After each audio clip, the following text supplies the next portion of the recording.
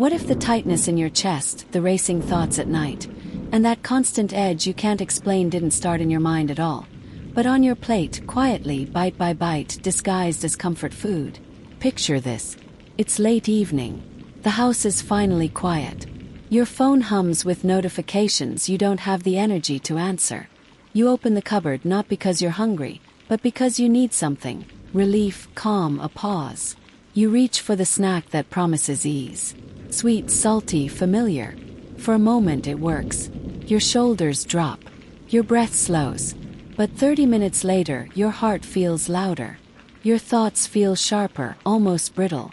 You tell yourself you're just tired or stressed or overthinking again. You don't realize you've just stepped into a loop your brain knows all too well. Here's what's really happening beneath that moment. Ultra-processed foods. Those engineered combinations of refined sugar, industrial oils, additives, and flavor enhancers don't just feed your body. They talk directly to your nervous system. They spike dopamine fast, faster than real food ever could, and then drop it just as quickly. Your brain, built for survival, reads that crash as danger. Cortisol rises. Blood sugar swings. Inflammation whispers to your vagus nerve that something is off. And anxiety, at its core, is your brain's alarm system reacting to perceived instability. This isn't a weakness. It's biology. Now let's slow this down, because this story isn't about blaming food or shaming habits. It's about understanding why your body might be asking for help in the only language it has left. Imagine your brain as a finely tuned orchestra. Neurotransmitters are the musicians. Serotonin setting the mood. Dopamine driving motivation. GABA softening the sharp edges of fear. Ultra-processed foods don't gently join this orchestra. They barge in, turn the volume up, and then disappear, leaving chaos behind. Over time, your brain starts anticipating the chaos. Even before you eat, your nervous system remembers the pattern. Anticipation alone can raise anxiety. This is called predictive coding. Your brain's habit of forecasting what's about to happen based on past experience. If experience says, this relief will be followed by a crash, your body prepares for impact. You feel restless, hyper-aware. And there's another layer most people never hear about. Your gut. Nearly 90% of serotonin, the neurotransmitter people often associate with calm and emotional balance, is produced in your gut, not your brain. Ultra-processed foods disrupt the microbiome, the ecosystem of bacteria that helps regulate mood, inflammation, and stress resilience. When that ecosystem is thrown off, the messages sent to your brain change tone. The gut says, something isn't right. The brain hears, be alert. Anxiety follows. But here's the part that matters most. Many people reach for ultra-processed food during emotional exhaustion, not indulgence.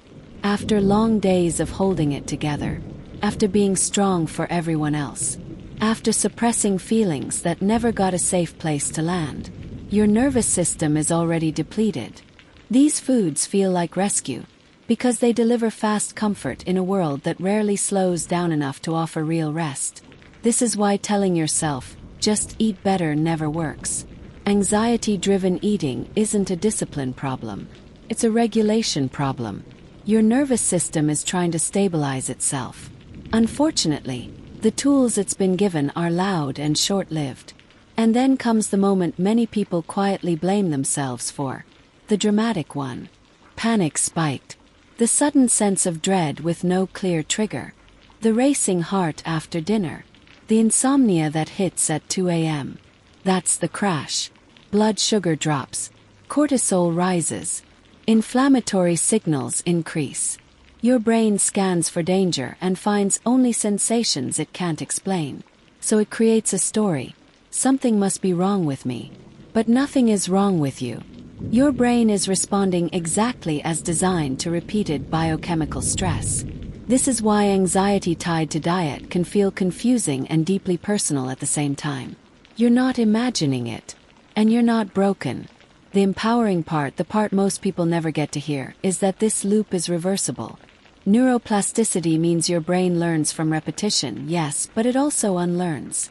When you begin replacing ultra-processed foods with meals that stabilize blood sugar, support gut health, and reduce inflammation, something subtle happens first. Not happiness, not instant calm. 50. Your nervous system starts sensing predictability again.